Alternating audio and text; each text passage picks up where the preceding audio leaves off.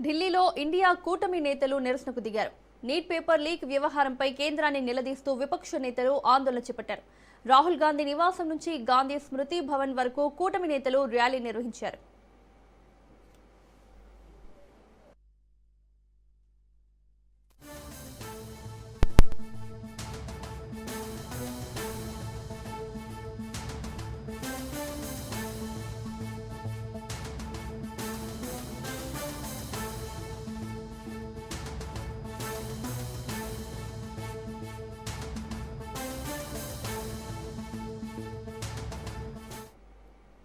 Neat paper leak కారణంగా ఆత్మహత్యలకు పాల్పడ్డ విద్యార్థులకు నివాళులర్పిస్తూ కొవ్వొత్తుల ప్రదర్శన చేపట్టారు. విద్యార్థులు ఒంటరి కాదని, వారి డిమాండ్లకు విపక్షం సంపూర్ణ మద్దతు ఇస్తుందని రాహుల్ గాంధీ పేర్కొన్నారు.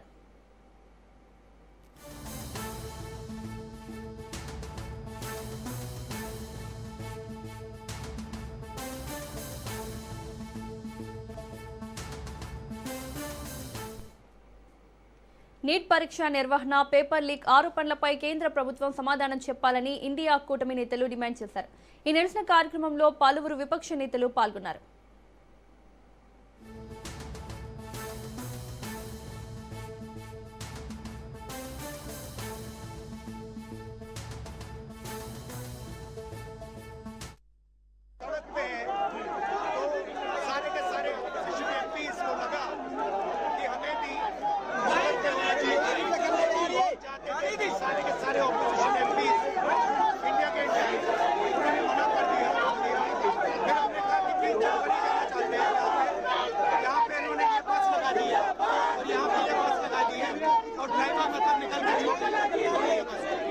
तो यहाँ पे हम आगे नहीं जा पा रहे।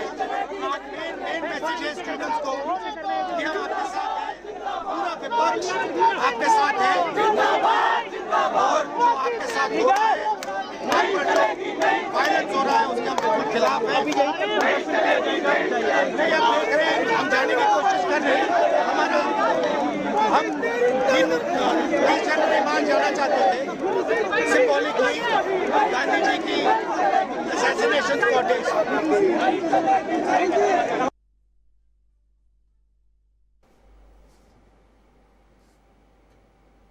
పార్లమెంట్ ఆవరణలో మరోసారి తీవ్ర ఉద్రిక్త పరిస్థితులు నెలకొన్నాయి. ఎన్డీఏ, ఇండియా కూటమి ఎంపీలు పోటాపోటీగా నిరసనలు చేపట్టడంతో పార్లమెంటు ప్రాంగణం నినాదాలతో మారుమోగింది. పరిస్థితి ఉద్రిక్తంగా మారడంతో భద్రతా సిబ్బందిని భారీగా మోహరించారు. కేంద్ర విద్యాశాఖ మంత్రి ధర్మేంద్ర ప్రధాన్ రాజీనామా చేయాలంటూ విపక్షాలు పట్టుబడుతున్నాయి. అలాగే నీట్ పేపర్ లీక్ అంశంపై సభలో వెంటనే చర్చ నిర్వహించాలని డిమాండ్ చేస్తున్నాయి. ఈ పరిణామాల మధ్య పార్లమెంట్లో ప్రతిష్టంభన కొనసాగుతుండగా రాజకీయ వాతావరణం మరింత వేడెక్కింది.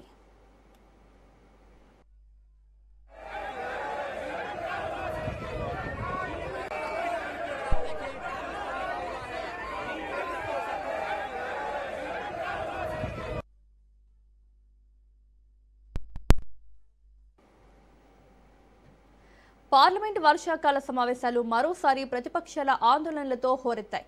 నీట్ పరీక్ష వివాదంపై వెంటనే చర్చ చేపట్టాలని ప్రతిపక్ష పార్టీలు పట్టుబట్టడంతో లోక్సభలో తీవ్ర గందరగోళం నెలకొంది.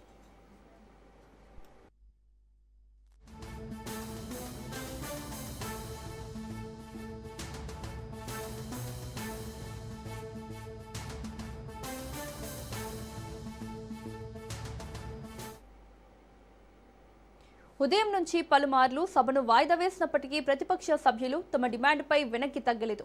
దీంతో సభలో సాధారణ కార్యక్రమాలు కొనసాగించడం సాధ్యం కాకపోవడంతో లోక్సభను రేపటికి వాయిదా వేశారు.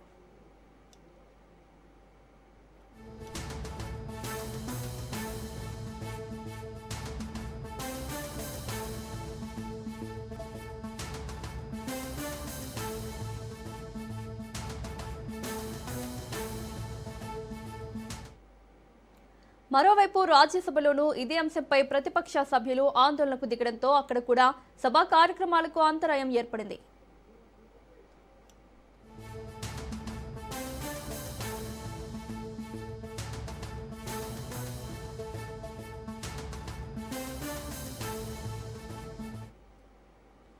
పార్లమెంటు వర్షాకాల సమావేశాలు మరోసారి ప్రతిపక్షాల ఆందోళనలతో హోరెత్తాయి. నీట్ పరీక్ష వివాదంపై వెంటనే చర్చ చేపట్టాలని ప్రతిపక్ష పార్టీలు పట్టుబట్టడంతో లోక్సభలో తీవ్ర గందరగోళం నెలకొంది.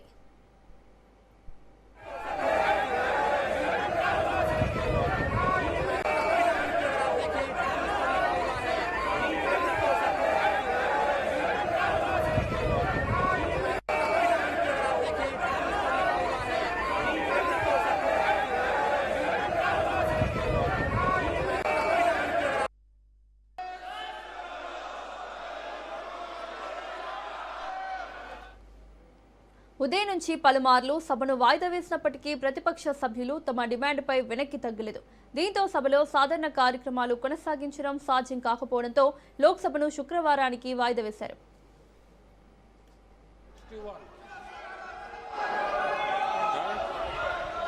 सर विद्युत वाहनों जो किसी को नहीं बोलने दूंगा प्रश्नकाल के अंदर प्रश्नकाल ही चलेगा। आप अगर प्रश्नकाल नहीं चलाना चाहते, प्रश्नकाल माननीय सदस्यों का सबसे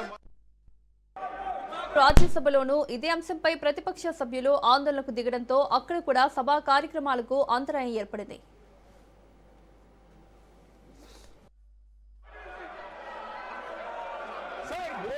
देखिए जो आज प्राइम मिनिस्टर का बयान हुआ है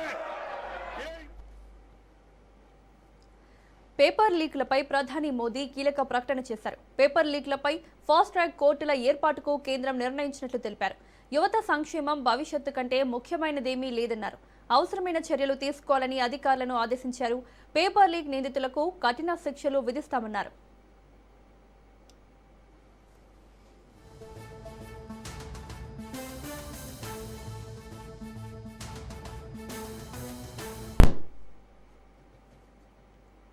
ప్రధాని మోదీ ట్వీట్ కు కాంగ్రెస్ అగ్రనేత రాహుల్ గాంధీ ఘాటుగా స్పందించారు. యువత భవిష్యత్తుకు అత్యంత హాని చేసింది కేంద్ర ప్రభుత్వమేనని ఆరోపించారు. దేశ విద్యా వ్యవస్థను బలహీనపరిచే చర్యలకు ప్రోత్సాహమిచ్చారని విమర్శించారు. విద్యారంగంలో జరిగిన అవకతవకలకు బాధ్యులైన వారిని రక్షించారని కేంద్రంపై మండిపడ్డారు.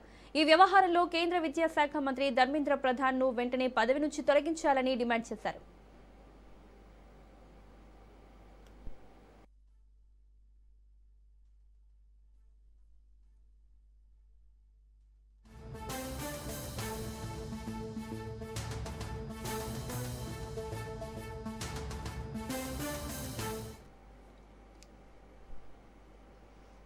చిట్చాట్లో CM Revanth Reddy hot comments చేశారు.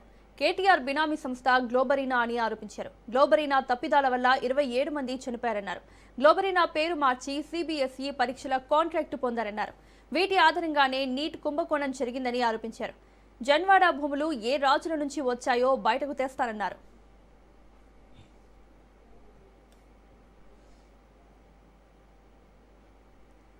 గ్లోబరీనా సంస్థ తన బినామీ అంటూ సీఎం రేవంత్ రెడ్డి చేస్తున్న ఆరోపణలపై బీఆర్ఎస్ వర్కింగ్ ప్రెసిడెంట్ కేటీఆర్ తీవ్ర స్థాయిలో మండిపడ్డారు.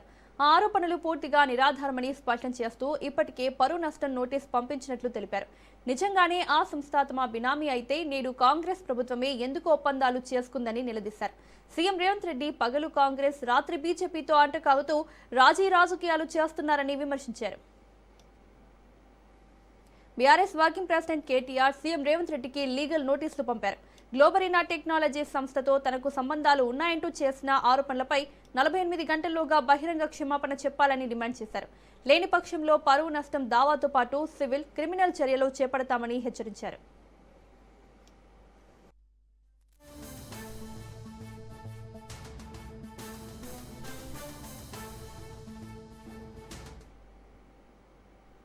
తెలంగాణలో నీట్ హీట్ పెరిగింది. విద్యార్థుల పోరాటానికి బీఆర్ఎస్ మద్దతు ప్రకటించింది. నీట్ లీకేజీకు వ్యతిరేకంగా రేపు బీఆర్ఎస్వి ధర్నా చేపట్టనుంది. ఇందిరా పార్క్ లో జరిగే ధర్నాకు ఆ పార్టీ వర్కింగ్ ప్రెసిడెంట్ కేటీఆర్ హాజరు కానున్నారు. పార్లమెంటు మార్చ్ ముట్టడికి యత్నించి విద్యార్థులపై దాడిని ఖండించారు కేటీఆర్. విద్యార్థుల పోరాటానికి అండగా ఉంటామని తెలిపారు కేటీఆర్.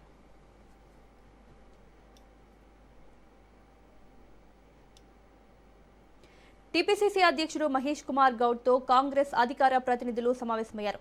రాష్ట్రంలో ప్రస్తుత రాజకీయ పరిణామాలు, ప్రభుత్వ సంక్షేమ పథకాలను ప్రజల్లోకి తీసుకెళ్లడంపై ఈ భేటీలో విస్తృతంగా చర్చించారు. ప్రతిపక్షాల విమర్శలను వాస్తవాలతో తిప్పికొట్టాలని, సోషల్ మీడియా వేదికగా ప్రభుత్వ విజయాలను విస్తృతంగా ప్రచారం చేయాలని ఆయన పార్టీ ప్రతినిధులకు దిశానిర్దేశం చేశారు.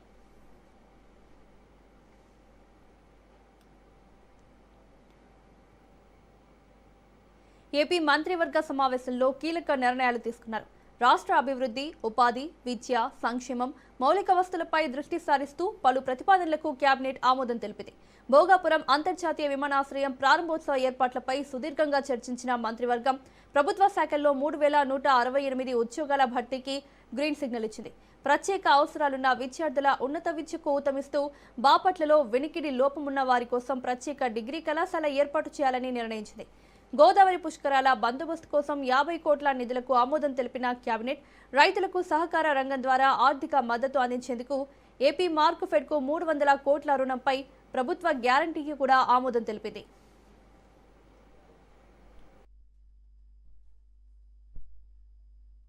దారిద్ర్య రేఖకు దిగువన ఉన్న చేనేత కార్మికులకు వయసుతో సంబంధం లేకుండా వారి వద్ద ఉన్న మగ్గాల సంఖ్యతో నిమిత్తం లేకుండా నేతన్నల సేవలో పేరిట కొత్త పథకం కింద ఒక్కో కుటుంబానికి ఏటా 25,000 ఆర్థిక సహాయం అందించే ప్రతిపాదనకు రాష్ట్ర మంత్రిమండలి ఆమోదం తెలిపింది. ఈ పథకం ద్వారా క్రియాశీలకంగా ఉన్న చేనేత కార్మికులకి మరియు వారి వృత్తిని అభివృద్ధి చేసుకోవడానికి అదేవిధంగా ఆర్థికంగా వారికి వెసులుబాటు కలిగిస్తుందని చెప్పేసి మనం చేస్తాను. ఎందుకంటే కెమికల్స్ వాటిని కొనుక్కోవడానికి కానివ్వండి, మనుమగ్గాల రిపేర్ కానివ్వండి, ఈ ప్రభుత్వం ప్రత్యేకంగా ముఖ్యమంత్రి చంద్రబాబు నాయుడు గారు ఈ చేనేత కార్మికుల పట్ల ఎప్పుడు కూడా చాలా సానుకూల దృక్పథంతో ఉండే వ్యక్తి. మొట్టమొదటిగా పెన్షన్ ఇచ్చింది కూడా చంద్రబాబు నాయుడు గారు అని చెప్పేసి మనం చేస్తాను. దాదాపు 93,000 మందికి 50 సంవత్సరాలకే పెన్షన్ ఇచ్చే కార్యక్రమం కానివ్వండి, అదేవిధంగా 51,952 మందికి 200 యూనిట్లు మగ్గాలకి 200 యూనిట్లు ఫ్రీ కరెంటు ఇవ్వటం కానివ్వండి. చేనేత కార్మికులకు మంత్రి సవిత మరో గుడ్ న్యూస్ చెప్పారు.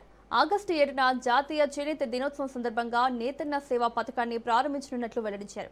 ఈ పథకం ద్వారా వయసుతో సంబంధం లేకుండా అర్హులైన ప్రతి చేనేత కుటుంబానికి ఏటా 25,000 ఆర్థిక సాయం అందనుందని తెలిపారు. కూటమి ప్రభుత్వం చేనేత రంగానికి ప్రాధాన్యత ఇస్తున్నారని అన్నారు.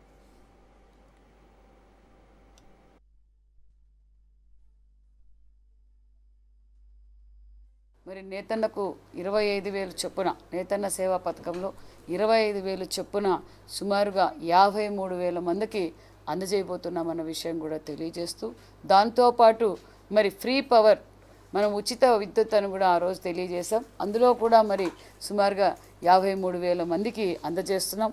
మరి ఫ్రీ పవర్ వల్ల కూడా సుమారుగా మరి హ్యాండ్లూమ్స్కి 200 యూనిట్లు, పవర్లూమ్కి 500 యూనిట్లు కూడా అందజేస్తున్నాం.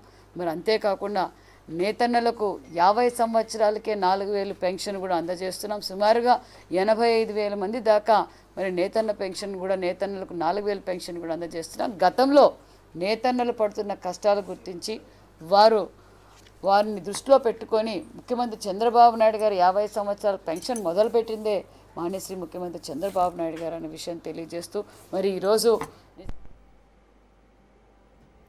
మాజీ మంత్రి సీదిరి అప్పలరాజు అరెస్టుపై వైసీపీ అధినేత మాజీ సీఎం వైఎస్ జగన్ తీవ్రంగా స్పందించారు. సామాజిక మాధ్యమం ఎక్స్ వేదికగా అరెస్టును ఖండించారు. రోడ్డు ప్రమాదాన్ని రాజకీయ కక్ష సాధింపుగా మార్చారని ఆరోపించారు. ప్రమాద కేసులో హత్య సెక్షన్లు నమోదు చేయడం అన్యాయమని, 18 ఏళ్ల యువకుడి ప్రమాదానికి తండ్రిని బాధ్యుడిని చేయడం చట్టవిరుద్ధమని పేర్కొన్నారు. సీదిరి అప్పలరాజుపై నమోదైన కేసు రాజకీయ వేధింపుల్లో భాగమేనని జగన్ విమర్శించారు. ప్రభుత్వాన్ని ప్రశ్నించినందుకే కేసులు పెడుతున్నారని ఆరోపించారు. ఇదే చట్టం టీడీపీ నేతల కుటుంబాలకు కూడా వర్తిస్తుందా అని ప్రశ్నించారు. ప్రతిపక్ష నాయకుల గొంతు నొక్కడానికే తప్పుడు కేసులు నమోదు చేస్తున్నారని మండిపడ్డారు.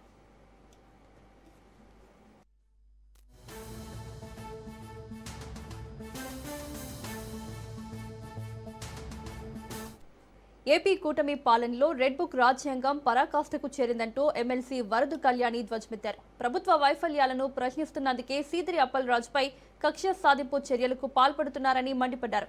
కూటమి ప్రభుత్వ వైఫల్యాల నుంచి ప్రజల దృష్టి మళ్లించడానికే సీదిరి అప్పలరాజును అక్రమంగా అరెస్టు చేశారని, ఇది పూర్తిగా డైవర్షన్ పాలిటిక్స్ అని వరదు కళ్యాణి ఆరోపించారు.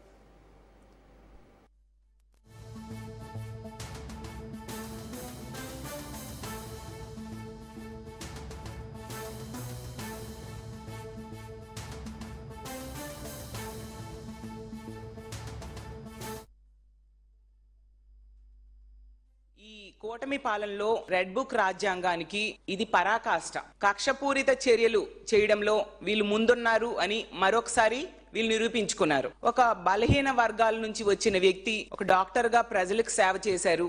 ఒక ఎమ్మెల్యేగా, మంత్రిగా ప్రజలకి సేవ చేసి మంచి పేరు తెచ్చుకున్న వ్యక్తి ఈరోజు ప్రభుత్వ వైఫల్యాల్ని ప్రశ్నిస్తున్నారని, ప్రభుత్వం ప్రజలకు చేసిన మోసాన్ని ఎత్తి చూపిస్తూ ఉన్నారనేసి, ఈ ప్రభుత్వంలో జరుగుతున్న అవినీతిని వేలెత్తి చూపిస్తున్నారని చెప్పి ఈ విధంగా గొంతు నొక్కడానికి ప్రయత్నించడం ఎంతవరకు సమంజసమని నేను అడుగుతూ ఉన్నాను. దీనికి ఒకటే కారణం కనిపిస్తూ ఉంది, డైవర్షన్ పాలిటిక్స్. మొదటి నుంచి కూడా ఈ కూటమి ప్రభుత్వానికి డైవర్షన్ పాలిటిక్స్ అనేది బాగా అలవాటు. ఎక్కడైనా ఈ దేశ చరిత్రలో మనం చూసామా, ఆ కొడుకు ఒక యాక్సిడెంట్ కేసులో అరెస్ట్ అయితే తండ్రిని కూడా అరెస్ట్ చేయడం అనేది మనం ఎక్కడైనా చూసామా, విన్నామా అని నేను అడుగుతూ ఉన్నాను. అంటే ఒక నియంతృత్వ ధోరణి. అసలు ప్రజాస్వామ్యంలో ఉన్నామా, నియంతృత్వ సామ్రాజ్యంలో ఉన్నామా అర్థం కాని పరిస్థితి. ప్రజలకి వీళ్ళు ఇచ్చిన హామీలు ఏమీ అమలు చేయట్లేదు, కానీ రెడ్ బుక్ రాజ్యాంగం అమలు చేయడంలో మాత్రం వీళ్ళు ముందుండే పరిస్థితి మనం చూస్తూ ఉన్నాం. పోలీసులు వీళ్ళ చేతుల్లో కీలు బొమ్మలుగా మారిపోయిన పరిస్థితి ఈ రోజు మనం చూస్తూ ఉన్నాం. పోలీస్ స్టేషన్స్ ని తెలుగుదేశం పార్టీ ఆఫీసులుగా వీళ్ళు మార్చేశారు. పోలీస్ వ్యవస్థని టీడీపీ అనుబంధ సంస్థలుగా ఈ రోజు మార్చేసిన పరిస్థితి మనం చూస్తూ ఉన్నాం. ఎంత ఘోరంగా అక్రమ అరెస్టులు చేస్తూ ఉన్నారు. బీసీల తరపున తన గొంతు వినిపిస్తున్నారని ఈ రోజు అప్పలరాజు గారిని ఇంత అన్యాయంగా అరెస్ట్ చేశారు. అసలు హిట్లర్, గడాఫీ టైంలో కూడా ఇలాంటి అక్రమ అరెస్టులు ఉండేవి కాదు అనేసి నేను అనుకుంటూ ఉన్నాను. నిజం చెప్పాలంటే ఎంతసేపు కూడా బీసీల్ని అనగదొక్కాలి అని చూస్తూ ఉంటూ ఉన్నారు ఈ కూటమి ప్రభుత్వం. అసలు ఈ అప్పలరాజు గారి విషయం తీసుకుంటే ముందు నుంచి కూడా అక్రమ అరెస్ట్ చేయడానికి ఎప్పుడు దొరుకుతారా అని చూస్తూ ఉండే పరిస్థితి. ఎందుకంటే ఎల్లో మీడియాలో ఈ రాజకీయ ఎజెండాతో ఈ కేసు గురించి వీళ్ళు రాస్తారు, దానినేమో పోలీసులు ఫాలో అయిపోతూ ఉంటారు. కూటమిపై మాజీ మంత్రి విడుదల రజని ధ్వజమెత్తారు. సూపర్ 6 పేరుతో చంద్రబాబు ప్రజలను మోసపు హామీలతో మభ్యపుచ్చారని, అధికారంలోకి వచ్చాక బీసీలను నిత్యం అనగదొక్కుతూ మోసం చేస్తున్నారని విడుదల రజని మండిపడ్డారు. జగన్ ప్రభుత్వం బీసీల అభ్యున్నతికి కృషి చేస్తుందన్నారు. జోగి రమేష్ ఇంటిపై దాడి, ఎమ్మెల్సీ రమేష్ యాదవ్ పై దాడులు, సీదిరి అప్పలరాజు అక్రమ అరెస్టులతో పాటు బీసీలపై జరుగుతున్న దాడులను ఎండగట్టేందుకు త్వరలో బీసీ సమావేశం నిర్వహించనున్నట్లు విడుదల రజని ప్రకటించారు. ఈ కూటమి ప్రభుత్వం అధికారంలోకి వచ్చాక మరి ఏ విధంగా ఒక మహిళను వివస్త్రణకు గురి చేసి ఎంత దారుణమైనటువంటి ఘటన చోటు చేసుకుందో మనం అందరం కూడా చూసాము, విన్నాము. వారి కుటుంబాన్ని కూడా పరామర్శించి అసలు ఏం జరిగింది, ఈ గొడవ ఎలా మొదలైంది, ఏమేం జరిగింది అని వారి మాటల్లో అడిగి తెలుసుకోవడం జరిగింది. ఈ ఘటన ఎంత దారుణం అంటే అంత దారుణం అని చెప్పొచ్చు, అంత బాధాకరం. ఇలాంటి ఘటన ఈ రోజున మన ఆంధ్రప్రదేశ్ రాష్ట్రంలో నెలకొందంటే ఇది ఖచ్చితంగా ముమ్మాటికి ఈ గవర్నమెంట్ ఫెయిల్యూర్. పోలీసులంటే భయం లేక అధికార మదంతో మితిమీరిపోయి ఇది తప్పు అని ఆదం మర్చిపోయి మరి టీడీపీ నాయకులు ఏ విధంగా కూడా ఈ మహిళ మీద వారి యొక్క కుటుంబం పట్ల వ్యవహరించారో మనం అందరం కూడా చూస్తున్నాము. ఈ ఇన్సిడెంట్ చాలు బీహార్ ని మించి ఈ రోజు ఆంధ్రప్రదేశ్ రాష్ట్రంలో ఏ విధంగా ఈ ప్రభుత్వం వచ్చాక మరి టీడీపీ వాళ్ళు గూండాల్లాగా రౌడీల్లాగా చెలరేగుతున్నారో ఇదే ఇన్సిడెంట్ అందరికీ కూడా ఒక నిదర్శనం అని చెప్తా ఉన్నాను. ఈ ఇన్సిడెంట్ వాస్తవాల్లోకి వెళ్తే మనం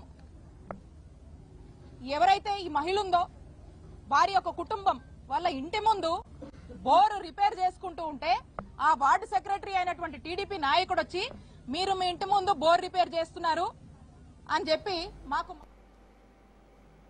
సీఎం చంద్రబాబుపై వైసీపీ మాజీ ఎమ్మెల్యే గడికోట శ్రీకాంత్ రెడ్డి తీవ్ర స్థాయిలో విరుచుకుపడ్డారు. చంద్రబాబుకి రాష్ట్ర యువత వారి భవిష్యత్తుపై కనీస శ్రద్ధ లేదని, 23 లక్షల కోట్ల పెట్టుబడులంటూ అసత్య ప్రచారాలు చేస్తున్నారని మండిపడ్డారు. వైసీపీ హయాంలో నంబర్ 1 స్థానంలో ఉన్న is of doing business rank కూటమి పాలనలో దారుణంగా దిగజారిపోయిందని గడికోట శ్రీకాంత్ రెడ్డి దుయ్యబట్టారు.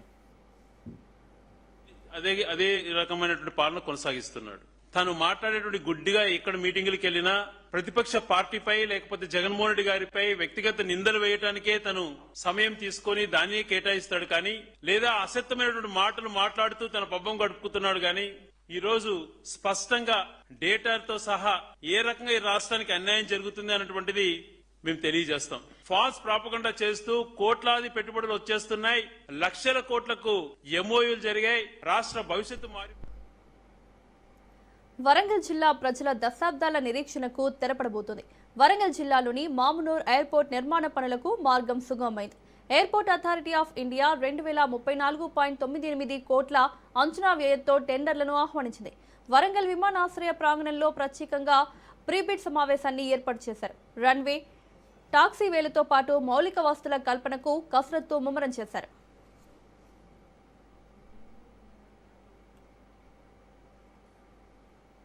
హైదరాబాద్ కుత్బుల్లాపూర్ పరిధిలోని బహదూర్పల్లిలో ఉన్న టెక్ మహీంద్రా కంపెనీ గేటు ముందు మహిళా సాఫ్ట్వేర్ ఉద్యోగిని భావన నిరసన చేపట్టారు.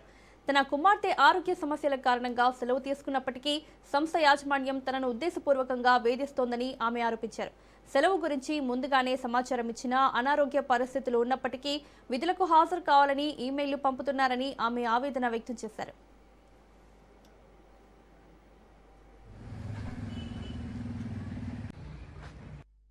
4.5 months బ్యాక్ టెక్ మహీంద్రాలో జాయిన్ అయ్యాను. అందరిలాగే hundreds of people coming there. అందులోంచి ఇంటర్వ్యూ క్రాక్ చేసి నేను జాబ్లో జాయిన్ అయ్యాను. జాయిన్ అయిన తర్వాత జూన్ మంత్లో నాకు హెల్త్ నిజంగా బాగుండలేదు.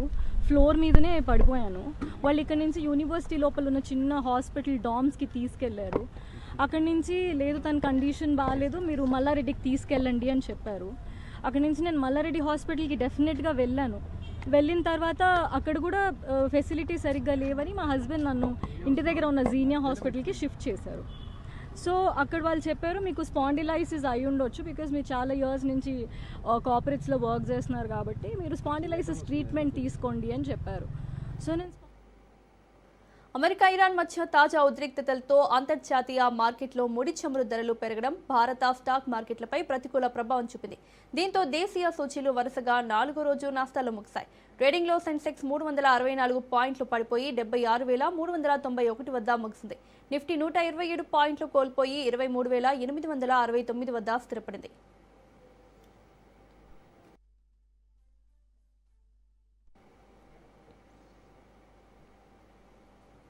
KV Bulletin updates. Keep watching Raj News.